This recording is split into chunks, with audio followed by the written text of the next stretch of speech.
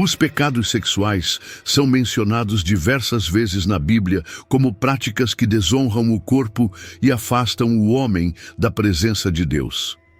A palavra de Deus nos alerta sobre a importância de mantermos nosso corpo em santidade, porque ele é o templo do Espírito Santo.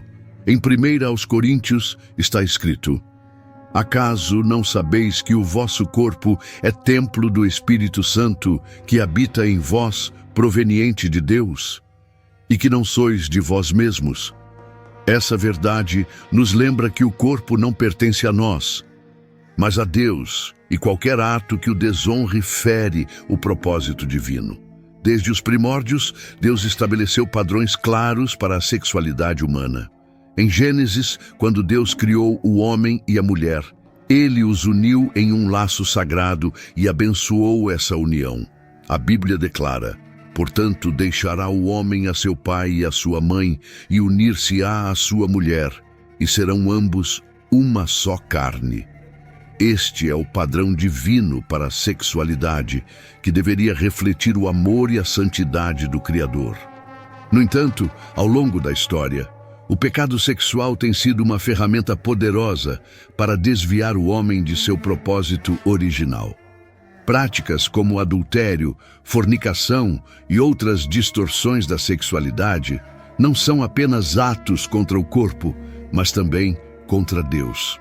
Quando o apóstolo Paulo escreveu aos Coríntios, ele enfatizou que os pecados sexuais não afetam apenas o corpo físico, mas também a alma e o espírito.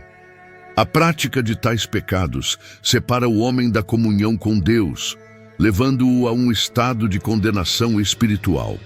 É essencial entender que Deus nos chama à santidade em todas as áreas de nossas vidas, incluindo a área sexual. Não se trata apenas de uma regra moral, mas de um chamado para vivermos uma vida que glorifique a Deus em nosso corpo e espírito. Esta é uma questão profundamente espiritual, que requer um entendimento claro das Escrituras e uma busca constante pela vontade de Deus. Agora que compreendemos a seriedade do tema, vamos mergulhar nos 7 pecados sexuais mais terríveis descritos na Bíblia e entender o que a palavra de Deus nos ensina sobre cada um deles. A Bíblia apresenta uma visão clara sobre a prática da homossexualidade, tratando-a como um desvio do propósito original de Deus para a sexualidade humana. Em 1 aos Coríntios está escrito: não sabeis que os injustos não herdarão o reino de Deus? Não erreis, nem os fornicadores, nem os idólatras, nem os adúlteros, nem os afeminados, nem os que se deitam com homens herdarão o reino de Deus. Essa declaração, embora muitas vezes controversa nos dias atuais, reflete o padrão divino de santidade. Desde a criação, Deus estabeleceu o relacionamento entre homem e mulher como reflexo da união perfeita entre Cristo e a Igreja. Em Romanos, o apóstolo Paulo menciona que os desejos desordenados são uma evidência de como o homem, ao afastar-se de Deus, entrega-se a paixões que não condizem com o propósito divino. Ele afirma: por isso Deus os entregou a paixões infames, porque até as mulheres mudaram o uso natural, no contrário à natureza. E semelhantemente também os homens, deixando o uso natural da mulher, se inflamaram em sua sensualidade uns para com os outros. Mas, no entanto, é fundamental lembrar que a mensagem da cruz não é de condenação, mas de transformação. Jesus veio para trazer cura e libertação a todos que desejam renunciar ao pecado e viver em conformidade com os valores do reino. Isso inclui a luta contra desejos e práticas que contradizem a vontade de Deus. Muitos que se encontram nessa condição acreditam que não há saída ou que nasceram assim, mas a palavra de Deus nos garante que se alguém está em Cristo, nova criatura é. As coisas velhas já passaram, eis que tudo se fez novo. O chamado à santidade é para todos, independentemente de suas lutas ou desafios pessoais. É necessário reconhecer que a mudança é um processo que envolve oração, busca pela presença de Deus e apoio da comunidade cristã. A transformação começa com o arrependimento sincero e a entrega total ao senhorio de Cristo. Compreender essa perspectiva nos leva a refletir sobre como o pecado sexual não afeta apenas nossa relação com Deus, mas também a forma como nos vemos e nos relacionamos com os outros. Essa é a base para continuarmos explorando como outros aspectos da sexualidade podem ser distorcidos, como veremos no próximo tópico. A sensualidade é uma prática que desafia diretamente os valores de santidade estabelecidos por Deus. A Bíblia nos ensina que nosso corpo não é apenas físico, mas espiritual, e deve ser tratado com reverência. Em 1 Coríntios está escrito: Ou não sabeis que vosso corpo é templo do Espírito Santo, que habita em vós, proveniente de Deus, e que não sois de vós mesmos? Essa verdade nos chama a reconhecer que a maneira como usamos nosso corpo reflete nossa devoção a Deus. A exibição do corpo de maneira provocante, seja através de roupas ou comportamentos que incitem a lascívia, é vista nas Escrituras como um desvio do propósito divino. O apóstolo Paulo exorta em 1 a Timóteo: as mulheres se ataviem em traje honesto, com pudor e modéstia. Este conselho não é uma imposição legalista, mas um convite para que cada cristão honre a Deus com suas escolhas, reconhecendo que a verdadeira beleza está na pureza do coração. Nos dias atuais, a cultura promove a sensualidade como algo normal e até desejável. No entanto, a palavra de Deus é clara ao dizer que as obras da carne são manifestas, as quais são fornicação, impureza e lascívia. A lascívia, que é o desejo descontrolado e carnal, não apenas desonra quem pratica, mas também influencia os outros a pecar. Esse é um dos motivos pelos quais a modéstia é tão enfatizada como parte da vida cristã. A exibição do corpo como um objeto de desejo é incompatível com a santidade exigida por Deus. Quando o apóstolo Paulo escreve aos Coríntios, ele afirma que aquele que peca contra o corpo está pecando contra o templo do Espírito Santo. Essa conexão profunda entre corpo e espírito mostra que nossas escolhas externas têm consequências espirituais. Modéstia e decência são mais do que regras. São reflexos de uma vida comprometida com a glória de Deus. Compreender essa perspectiva nos prepara para refletir sobre um tema ainda mais delicado: o impacto devastador do adultério e suas implicações espirituais e emocionais. O adultério é um dos pecados sexuais mais devastadores descritos na Bíblia, não apenas por sua gravidade espiritual, mas também por seu impacto destrutivo na vida familiar e social. Desde os 10 mandamentos, Deus deixou claro: não adulterarás. E essa ordem não é apenas uma regra moral, mas uma proteção contra as consequências profundas que o adultério traz à alma, ao corpo e às relações. Em Provérbios está escrito: o que adultera com uma mulher carece de entendimento, destrói a sua alma aquele que faz isso. Este versículo revela que o adultério vai além de um ato físico, atingindo a essência do ser humano. Ele destrói a confiança, corrói os laços conjugais e prejudica tanto o adúltero quanto os inocentes que são impactados por suas escolhas. O impacto emocional nos cônjuges traídos e nos filhos é incalculável, causando feridas que podem durar uma vida inteira. No Novo Testamento, Jesus reforça a seriedade do adultério ao ampliar sua definição. Em Mateus, ele declara: qualquer que olhar para uma mulher com intenção impura no coração, já cometeu adultério com ela. Aqui, vemos que o pecado começa na mente e no coração, antes mesmo de se manifestar fisicamente. Essa perspectiva nos lembra que Deus não está apenas interessado em nossas ações externas, mas também na pureza de nossos pensamentos e intenções. Muitos justificam o adultério alegando insatisfação no casamento. Mas a Bíblia nos chama à fidelidade como um reflexo do compromisso de Cristo com sua igreja.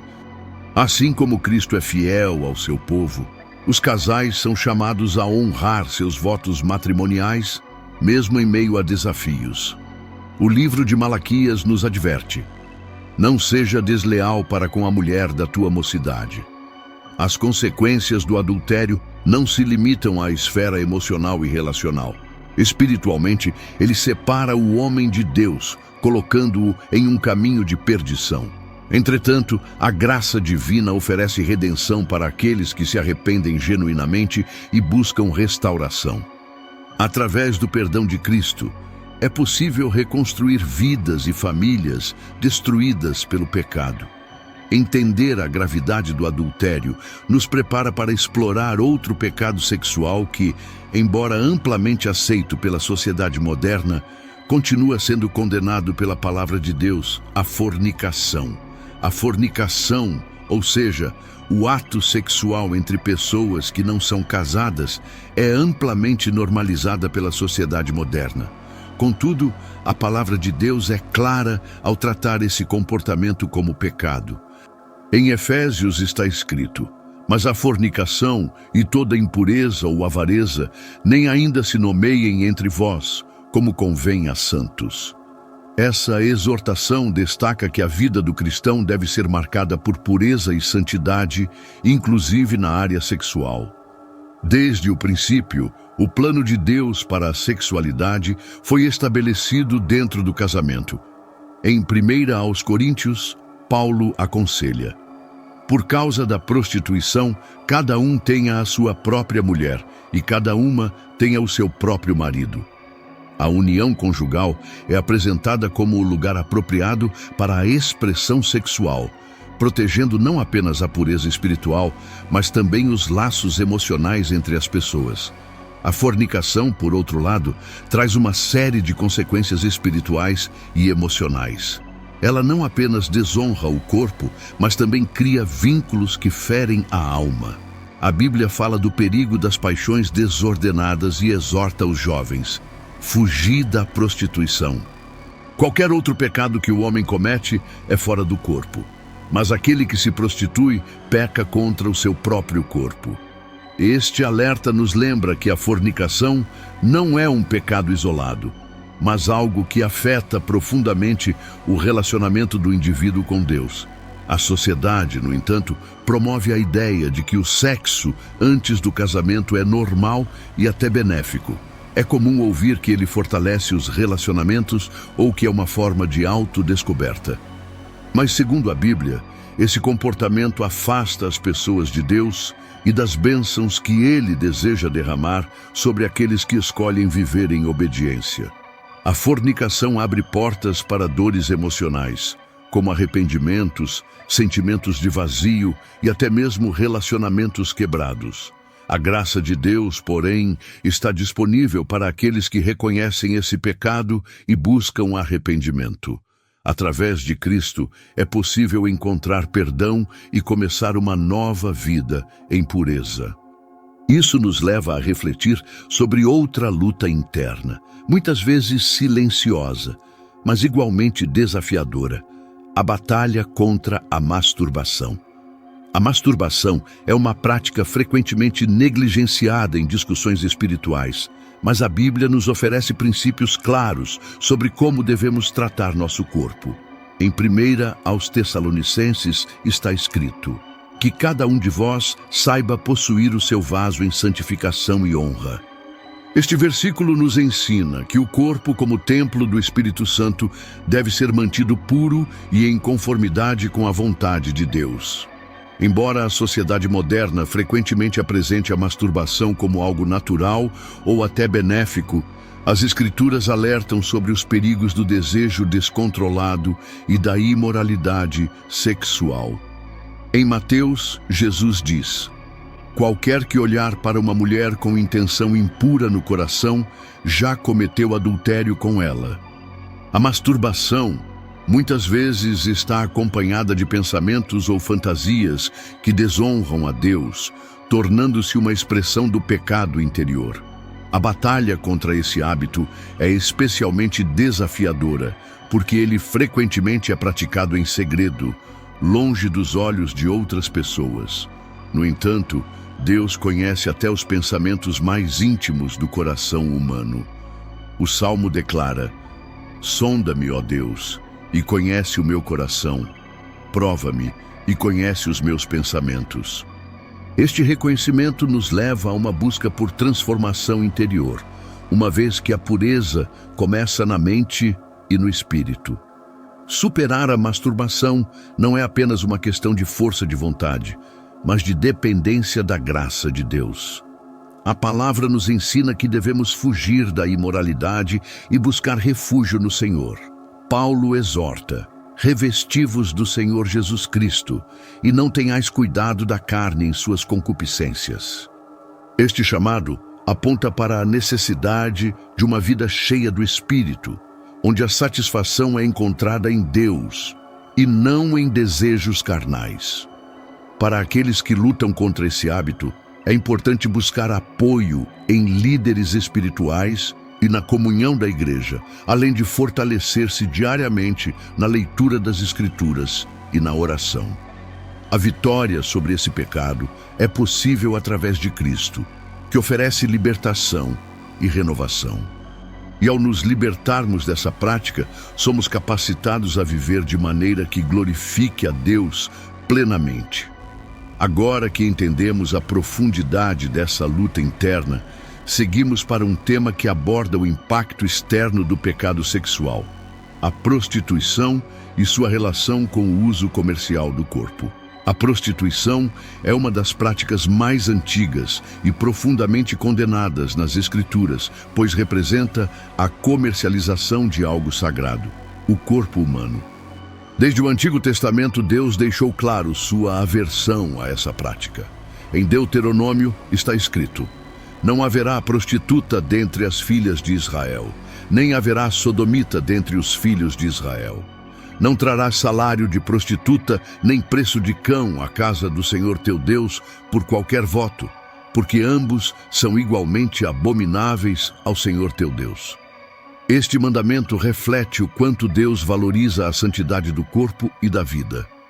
Nos tempos modernos, a prostituição assumiu novas formas, como a produção e consumo de conteúdo pornográfico. O consumo desse tipo de material não apenas degrada aqueles que participam dele, mas também aqueles que o consomem. Jesus advertiu em Mateus: "Se o teu olho direito te faz tropeçar, arranca-o e lança-o de ti, pois te é melhor que um dos teus membros se perca do que seja todo o teu corpo lançado no inferno." Essa forte imagem nos mostra o quanto é importante evitar tudo o que nos leva a pecar. A relação entre prostituição e pornografia é muitas vezes ignorada, mas aos olhos de Deus, ambas são expressões da mesma distorção: a mercantilização do corpo humano.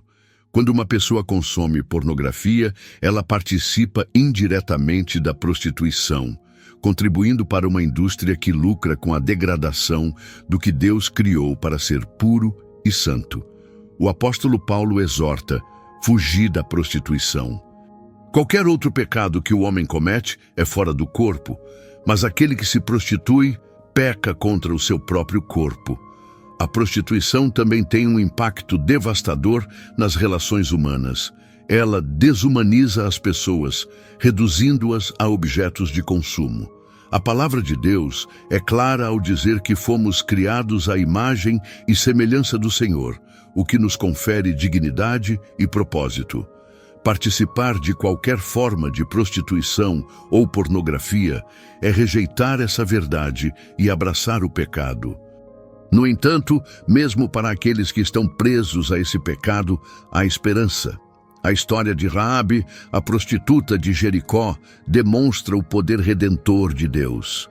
Ao se arrepender e buscar refúgio no Senhor, ela foi transformada e se tornou parte da linhagem de Jesus. Isso nos mostra que, mesmo no mais profundo pecado, Deus estende sua graça e oferece uma nova vida. Entendendo o peso espiritual e emocional desse tema, avançamos agora para um pecado que desafia os próprios laços familiares: o incesto. O incesto é um pecado que desafia profundamente os limites morais e espirituais estabelecidos por Deus. Desde o início, o Senhor determinou diretrizes claras para proteger a santidade das relações familiares. Em Levítico está escrito: nenhum homem se chegará a qualquer parenta próxima da sua carne, para descobrir a sua nudez. Eu sou o Senhor. Essa proibição é uma demonstração do cuidado de Deus com a ordem familiar e com a preservação da pureza. No entanto, o incesto não é apenas uma transgressão contra a lei de Deus, mas também uma afronta à estrutura familiar que ele instituiu.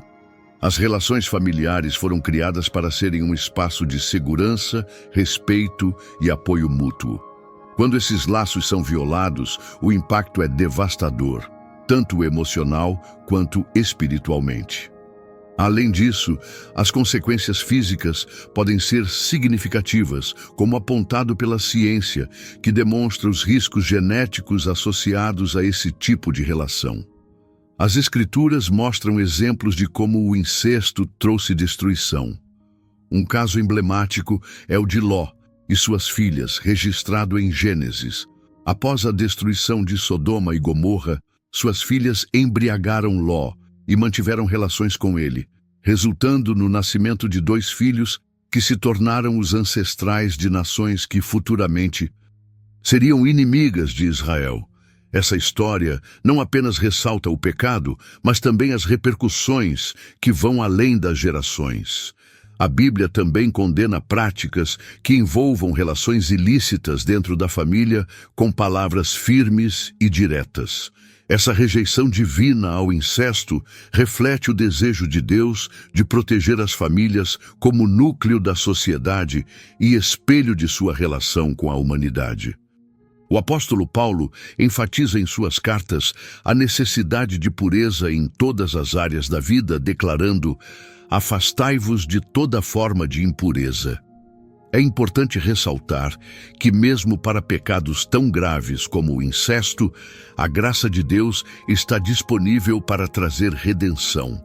Assim como em outros casos de transgressão, o arrependimento genuíno e a busca pela santidade podem restaurar a comunhão com Deus. Esse chamado ao arrependimento é um lembrete de que ninguém está fora do alcance da misericórdia divina. Com isso, concluímos a análise dos pecados sexuais mais terríveis descritos na Bíblia. No entanto, a mensagem que fica não é de condenação, mas de transformação. Vamos agora refletir sobre o poder redentor de Cristo e o chamado à santidade que ele nos faz. Depois de explorarmos os pecados sexuais mais terríveis descritos na Bíblia, somos confrontados com uma verdade central. A graça de Deus é maior do que qualquer transgressão. A Escritura nos lembra em 2 aos Coríntios: se alguém está em Cristo, nova criatura é, as coisas velhas já passaram, eis que tudo se fez novo. Este é o convite de Deus para todos, independentemente da profundidade do pecado em que estejam. O chamado à santidade não é apenas uma exigência de Deus, mas também um caminho de libertação e renovação. Jesus, ao caminhar entre os pecadores, demonstrou que ele veio buscar e salvar os perdidos. Em uma das histórias mais poderosas dos evangelhos, Jesus encontra uma mulher pega em adultério. Enquanto os líderes religiosos a condenavam, Jesus ofereceu perdão e disse: nem eu te condeno. Vai e não peques mais. Esse encontro ilustra como Cristo não apenas perdoa, mas também chama à transformação. O apóstolo Paulo, que antes perseguia os cristãos, tornou-se um dos maiores pregadores da graça e da redenção. Ele escreveu: onde o pecado abundou, superabundou a graça. Essa mensagem ecoa por toda a Bíblia, reafirmando que nenhum pecado está além do poder redentor de Cristo. Mas essa graça não é uma licença para continuar no pecado. Pelo contrário, é um chamado para viver uma vida que glorifique a Deus. A santidade é um processo diário de entrega e busca. O salmista clamou: cria em mim, ó Deus, um coração puro e renova em mim um espírito reto. Esse deve ser o desejo de todos que reconhecem suas fraquezas e buscam uma vida transformada. A oração e a meditação na palavra de Deus são fundamentais para fortalecer a mente e o coração contra as tentações. Além disso, a comunhão com outros cristãos é essencial. A Bíblia nos exorta: confessai as vossas culpas uns aos outros e orai uns pelos outros para que sareis. Esse apoio mútuo é um lembrete de que não estamos sozinhos em nossa jornada espiritual. A mensagem final não é de condenação, mas de esperança. Deus nos chama a uma vida de santidade, oferecendo não apenas perdão, mas também força para vencer o pecado. À medida que buscamos a presença de Deus, encontramos não apenas libertação, mas também um propósito maior: viver para glorificar aquele que nos criou. Que essa reflexão nos inspire a buscar a Deus com um coração sincero e a viver uma vida que reflita sua glória em todas as áreas, incluindo a santidade do corpo. Ao longo deste estudo, refletimos sobre a seriedade dos pecados sexuais e suas implicações espirituais, emocionais e até mesmo físicas. Mais importante ainda, exploramos a imensurável graça de Deus, que se estende a todos, independentemente do quão longe possam ter se desviado. Cada aspecto abordado não foi apenas um chamado à reflexão, mas também um convite para um relacionamento mais profundo com aquele que nos criou à sua imagem e semelhança. A mensagem de redenção e santidade é, acima de tudo, uma mensagem de amor. Deus não deseja que ninguém permaneça preso às correntes do pecado, mas que todos cheguem ao arrependimento e experimentem a liberdade que somente Jesus Cristo pode oferecer. Ele nos chama a viver não segundo os padrões deste mundo, mas de acordo com o seu propósito eterno, para que possamos glorificá-lo em tudo o que fazemos. Se você sentiu o toque de Deus em seu coração e deseja se reconciliar com Ele, não adie essa decisão. Talvez você tenha se afastado dos caminhos do Senhor ou nunca tenha iniciado essa jornada. Hoje é o momento de dar o primeiro passo rumo à salvação eterna. Comente aqui: eu te aceito, Senhor Jesus, como meu único e suficiente Senhor e Salvador da minha vida. Esta decisão não apenas transformará sua vida, mas também marcará o início de uma caminhada de paz e propósito. Se você já entregou sua vida a Cristo, celebre essa verdade com um amém nos comentários. Compartilhe esta mensagem com alguém que precisa ouvir sobre o amor e a misericórdia de Deus. Que o poder dessa mensagem alcance muitos corações, trazendo luz e esperança a quem está perdido. Que a paz do Senhor Jesus Cristo inunde o seu coração e sua vida. Busque diariamente a presença de Deus, medite na sua palavra e mantenha seus olhos fixos na eternidade. Até a próxima, e que Deus abençoe ricamente a sua jornada de fé. Amém.